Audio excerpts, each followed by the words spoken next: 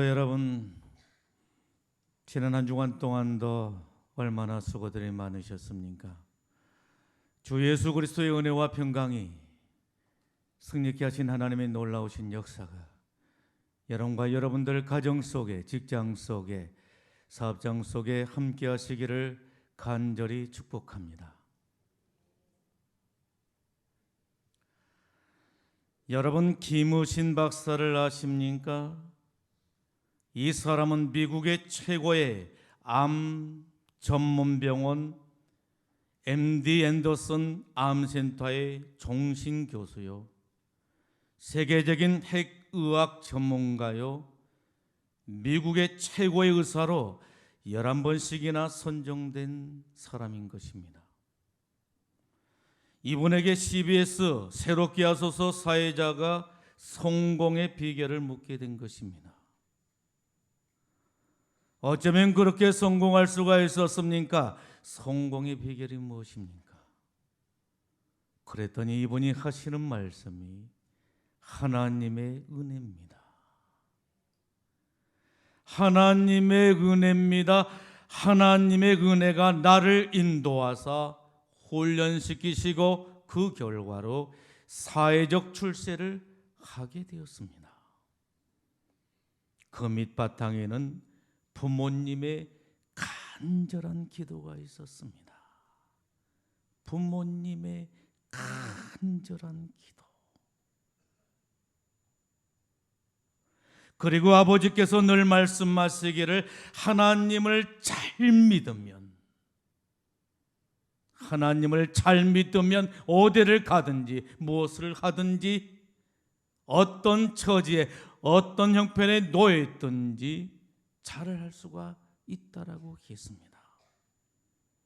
그래서 김우신 박사는 늘 도전적이고 새로운 분야를 찾아서 하는 것을 좋아하게 되었다라고 했습니다. 그의 아버지는 자녀들에게 시편 23편을 암송하도록 했습니다. 여호와는 나의 목자시니 내가 부족함이 없으리로다. 그가 나를 푸른 풀밭에 누이시며 쉴만한 물가로 인도하시도다. 내 영혼을 소생시키시고 자기 이름을 위하여 의의 길로 인도하시도다. 내가 비록 사망의 음침한 골짜기로 다닌다 할지라도 해를 두려워하지 않을 것은 주의 지팡이와 막대기가 나를 안위하시나이다. 그의 아버지는 자녀들에게 이 시편 23편을 암송하게 한 것입니다. 그러므로 그의 인생에는 전혀 두려움이 없었다라고 했습니다. 이것이 그의 성공 비결이라고 했습니다. 그는 말하기를 시종일관 하나님을 잘 믿으면, 하나님을 잘 섬기게 되면 건강히 살아갈 수가 있고 성공적인 인생을 살 수 있다라고 말을 합니다. 여러분, 오늘 말씀의 내용이 무엇이죠? 부활하신 주님께서 디베랴 바닷가에서 고기를 잡고 있던 제자들에게 세 번째 나타난 사건이 기록되어 있는 것을 보게 됩니다. 그런데 우리는 본문 말씀을 통해서 한심하기 그지없는 베드로를 만나게 된 것입니다.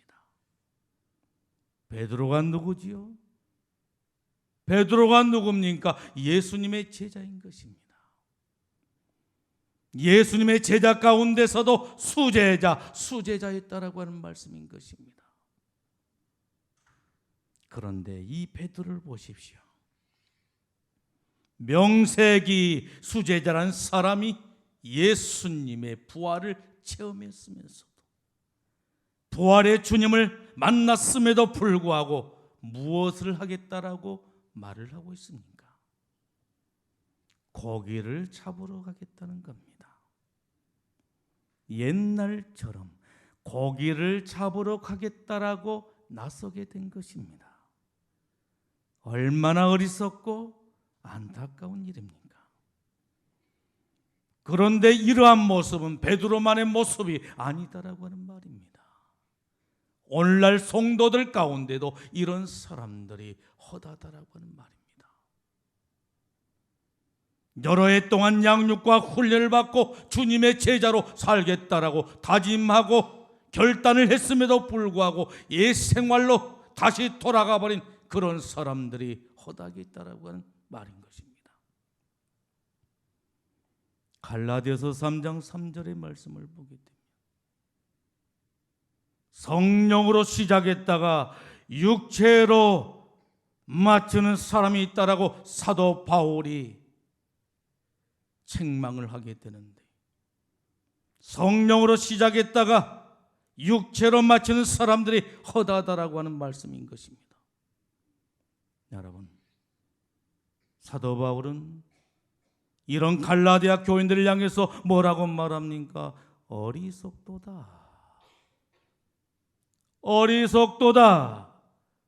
성령으로 시작했다가 육체로 마치는 갈라디아 교인들을 향해서 어리석도다, 어리석도다라고 말씀하고 있는 것을 보게 됩니다. 이제는 하나님 나라의 큰 일꾼이 되겠구나, 그래서 십자가의 군병이 되기를 기대했는데 옛 생활로 다시 돌아가고 만 것입니다. 말짱 도루묵인 것입니다. 그런데 성경을 보십시오. 이런 일이 베드로만의 일이 아니었다라고 하는 말입니다. 베드로와 함께 고기를 잡기 위해서 바다로 나갔던 동료들도 마찬가지였다라고 하는 말입니다. 예수님의 제자들을 보게 되면 모두가 다 똑같았다라고 하는 말인 것입니다. 도토리 키재기였습니다. 그 사람이 그 사람이었다라고 하는 말인 것입니다. 오늘 성경에 보게 되면 베드로를 포함한 7명 모두가 다 고기를 잡기 위해서 베드로를 따라 나서게 된 것입니다. 참으로 어처구니 없는 일이 아닐 수가 없는 것입니다. 여러분, 7명 모두가 다 어부였습니까? 아닙니다. 야고보와 요한은 분명히 어부였습니다. 그러나 도마나 나다나엘은 어부가 아니었습니다. 그럼에도 불구하고 고기를 잡겠다라고 베드로를 따라 나서고 있는 모습을 우리는 발견할 수가 있는 것입니다. 여러분, 왜 이들이 베드로를 따라 나서게 된 것입니까? 왜 이들이 베드로를 따라 나서게 된 것입니까? 친구 따라 강남 간다라고는 말이 있듯이 아무런 줏대 없이 남이 가니까 나도 가겠다라고 하는 것입니다. 내하부동이라 내하부동인 것입니다. 아무런 소신이 없이 남이 가니까 나도 따라가겠다라고 하는 것입니다. 아무런 생각 없이 따라 나서게 된 것입니다. 편승한 인생이었던 것입니다. 사명을 따라 움직이는 것이 아니라 남이 하니까 나도 하겠다라고 하는 것입니다. 세상에는 이런 사람들이 허다하게 있는 것입니다. 성도들 가운데도 이런 사람이, 줏대 없이 사는 사람들이 허다하게 있다라고 하는 말씀인 것입니다.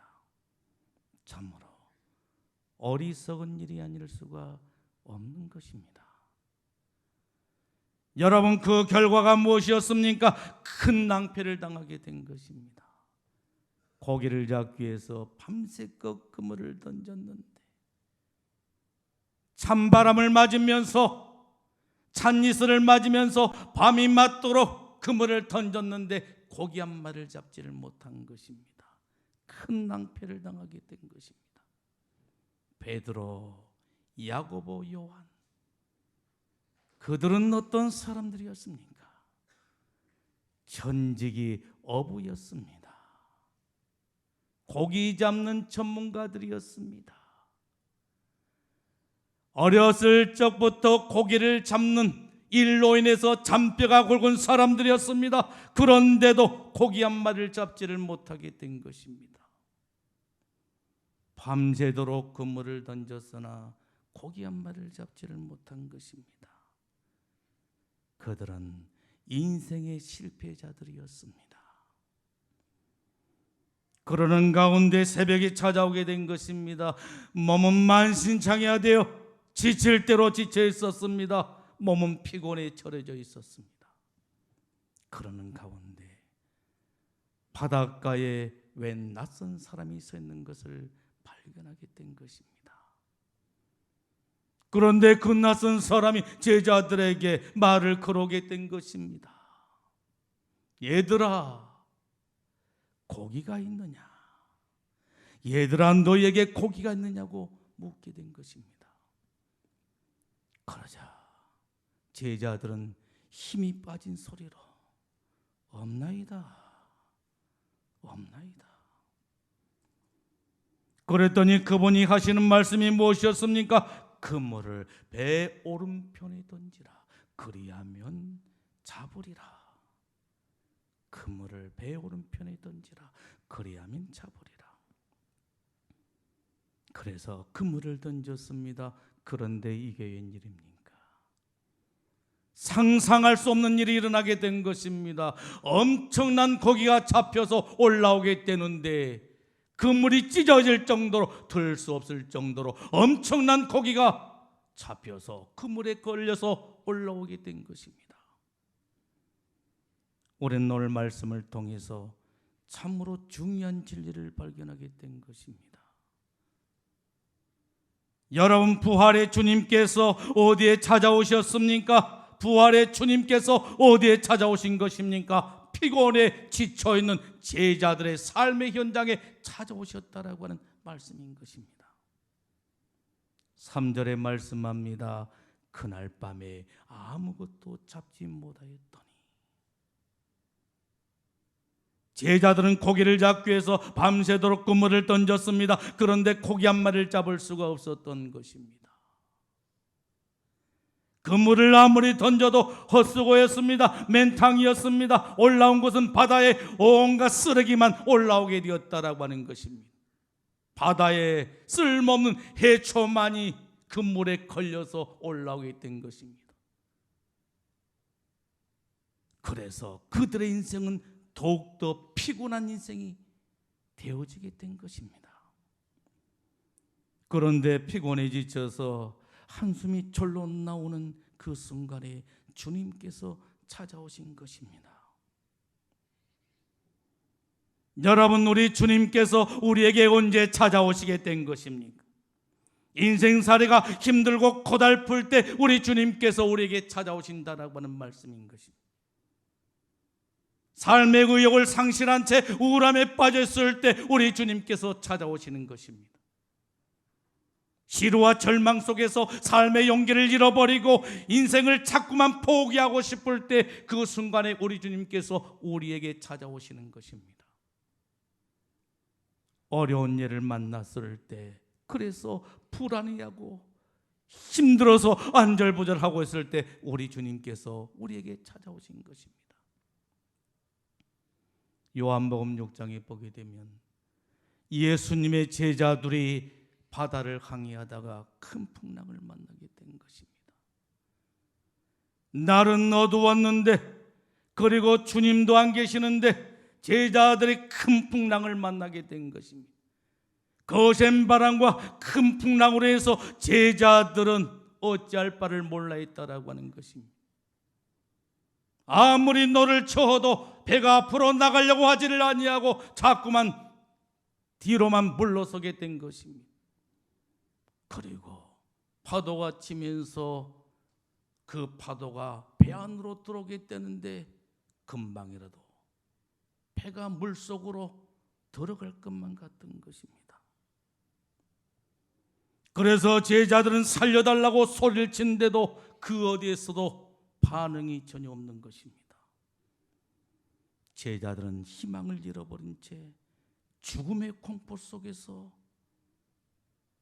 부들부들 떨게 된 것입니다. 그런데 바로 그 순간이었습니다. 누군가가 바다 위로 걸어온 것을 보게 된 것입니다.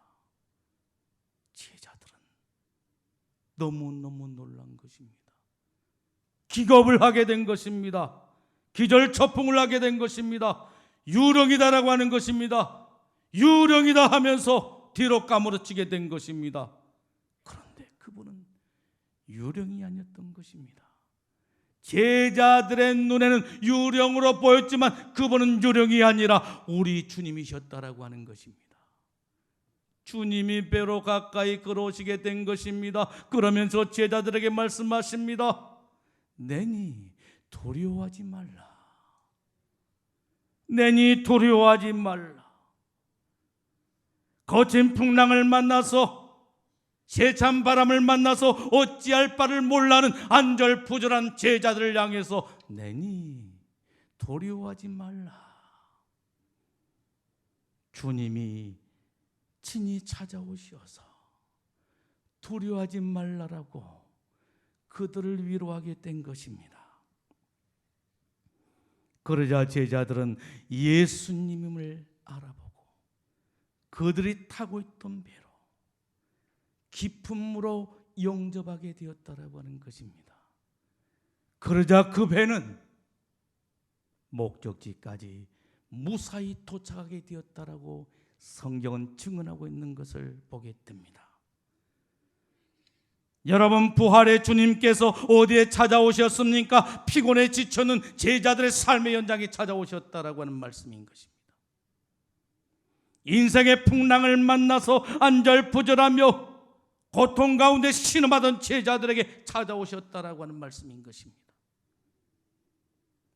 제자들은 찾아오신 주님을 어떻게 했습니까? 기쁨으로 영접하게 되었다라고 하는 말입니다.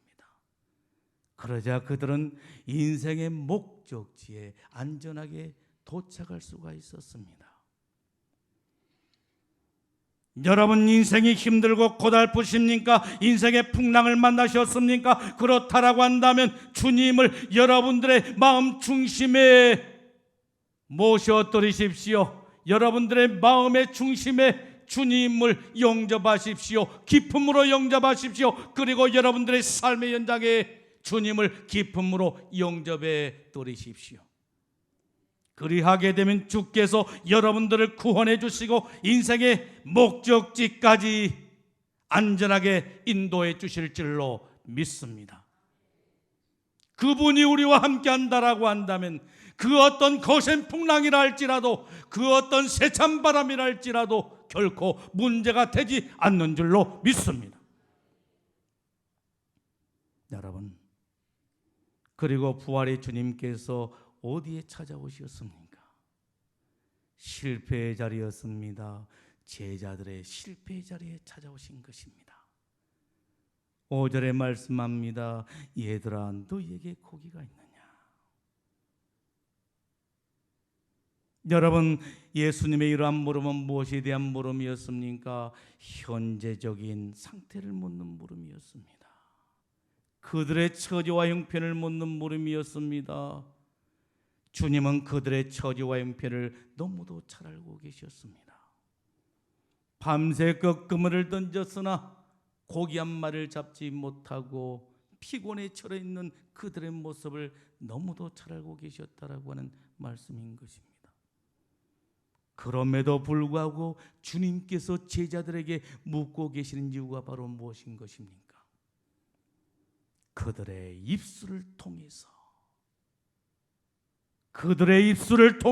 그들의 현재적인 모습을 진실하게 고백하게 하기 위한 것이었습니다. 여러분, 우리 신앙에 있어서 중요한 게 있습니다. 그게 바로 무엇입니까? 우리 인생의 문제를 주님 앞에 솔직하게 고백할 수가 있어야 하는 것입니다.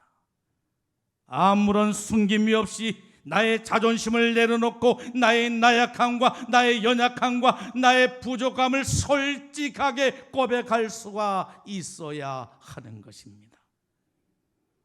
인생살이가 힘들면 힘들다라고, 병들었으면 병들었다라고, 경제적으로 힘들면 너무너무 힘들어 못 살겠다라고, 인생의 문제가 찾아왔으면 인생의 문제로 인해서 너무도 힘겨운 인생을 살고 있다라고 우리는 진실하게 하나님 앞에 고백할 수가 있어야 하는 것입니다.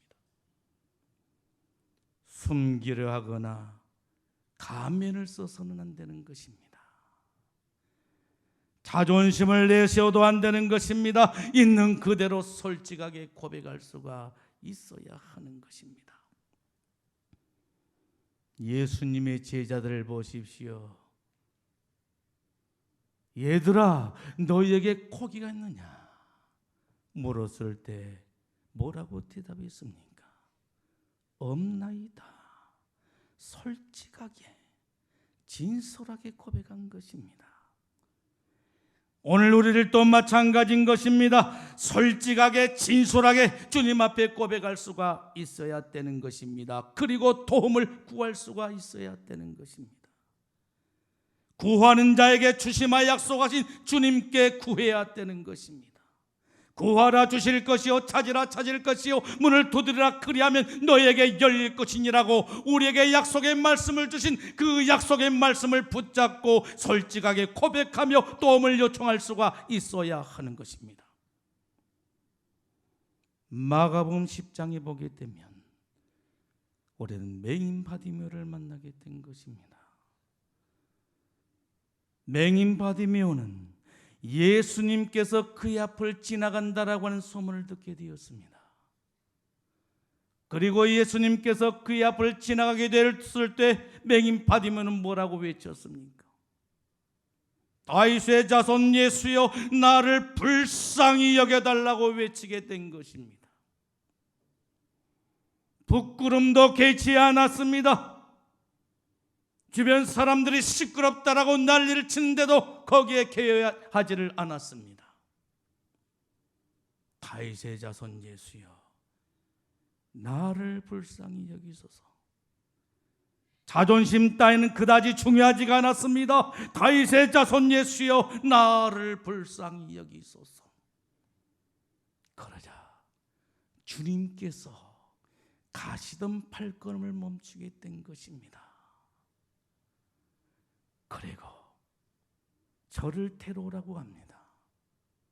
그러자 제자들이 맹인 바디메오를 데려다가 예수님 앞에 두게 된 것입니다. 그때 예수님께서 맹인 바디메오에게 묻습니다. 내가 네게 무엇을 하여 주기를 원하느냐? 내가 네게 무엇을 하여 주기를 원하느냐? 선생이여, 내가 보기를 원하나이다. 앞을 볼 수 없는 맹인이었기 때문에 맹인으로 살 수밖에 없는 그러한 존재였기 때문에 주님 보기를 원합니다. 주님 보기를 원합니다. 그때 예수님께서 뭐라고 말씀하십니까? 가라, 내 믿음이 너를 구원하였느니라. 내 믿음이 너를 구원하였느니라. 그 순간 맹인 바디메오의 눈이 활짝 열리게 된 것입니다. 즉시 보게 된 것입니다. 성경은 우리들에게 증언하기를 곧 보게 되었더라 라고 말씀하고 있는 것입니다. 구하면 주님께서 주시는 것입니다. 구하지 않냐면 그대로 있지만 구하면 주시는 것입니다.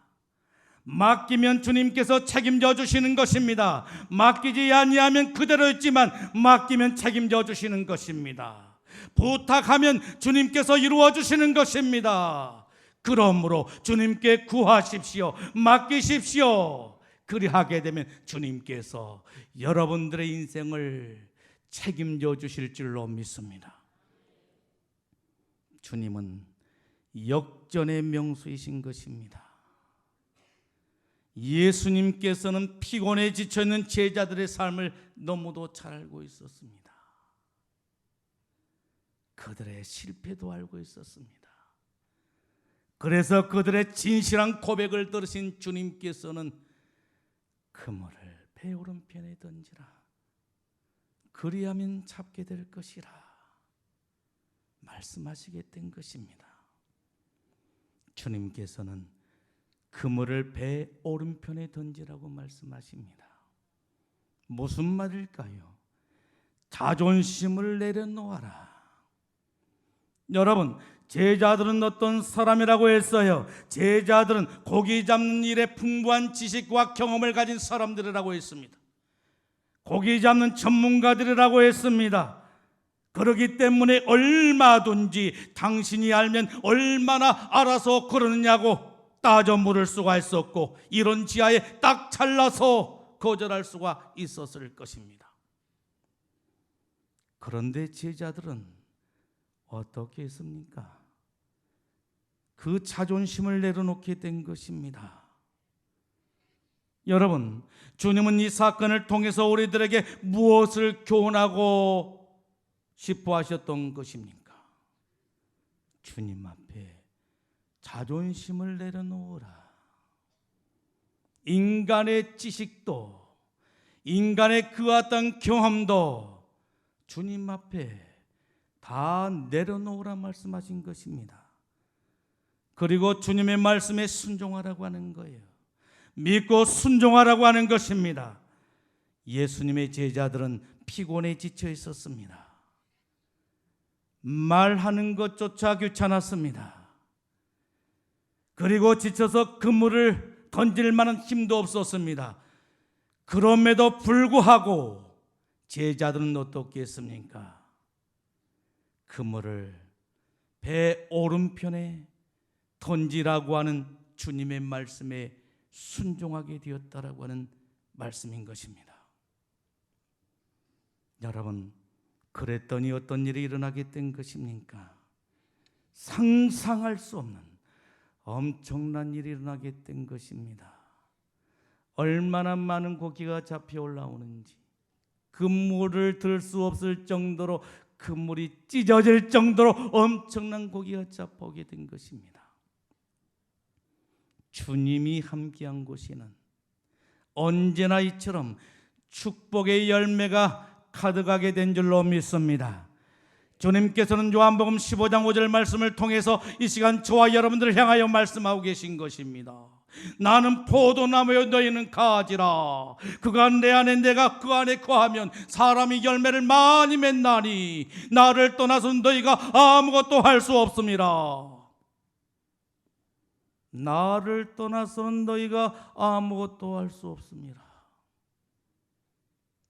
나를 떠나서는 너희가 아무것도 할 수 없습니다. 주님을 떠나서는 아무것도 할 수 없다라고 하는 말씀인 것입니다.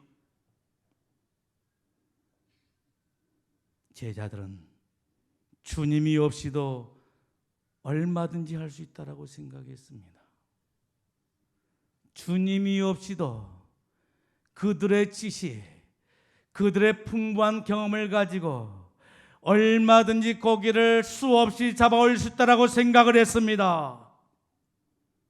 그러나 그들은 주님을 떠나서는 아무것도 할 수가 없었습니다. 착각일 뿐이었습니다.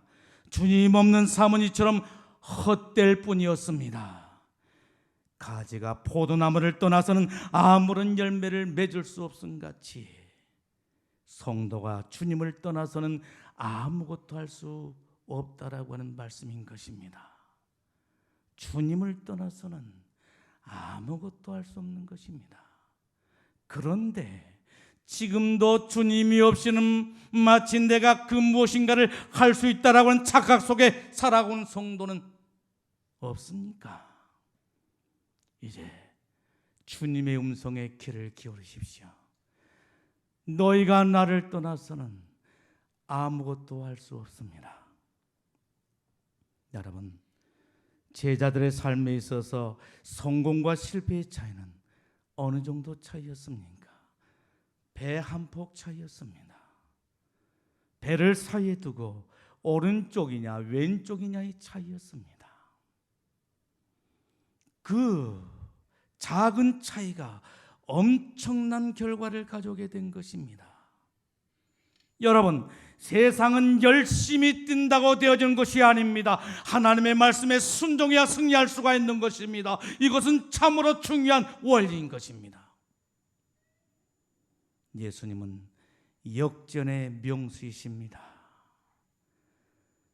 예수님께서는 제자들의 실패의 삶을 성공으로 바꿔놓고 마는 것입니다. 밤이 맞도록 그물을 던졌으나 예수고 수고의 땀을 흘리면서 그물을 던졌으나 고기 한 마리 잡을 수가 없었는데 우리 주님의 말씀에 순종하고 우리 주님의 말씀을 믿고 순종하여 그물을 내렸더니 엄청난 고기가 잡혀오게 된 것입니다. 실패가 성공으로 바뀌게 된 것입니다. 우리 주님은 역전의 명수가 되신 줄로 믿습니다. 역전의 명수가 되신 주님으로 말미암아 주님의 말씀을 믿고 순종함으로 말미암아 여러분들의 삶이 제자들처럼 엄청난 삶의 고기를 끌어올리는 역사가 있어지기를 예수님의 이름으로 축복합니다. 사랑하는 성도 여러분, 우리 주님께서 부활하셨습니다. 부활하신 주님께서 어디를 찾으셨습니까? 피곤에 지쳐있는 제자들의 삶의 현장에 찾아가셨습니다. 실패한 제자들의 삶의 현장에 찾아가셨습니다. 예수님은 역전의 명수이신 것입니다. 여러분들의 인생이 피곤하십니까? 심히도 지쳐 있으십니까? 낭패를 당했다라고 생각하십니까? 실패하셨습니까? 그렇다라고 한다면 역전의 명수가 되신 주님을 바라보십시오.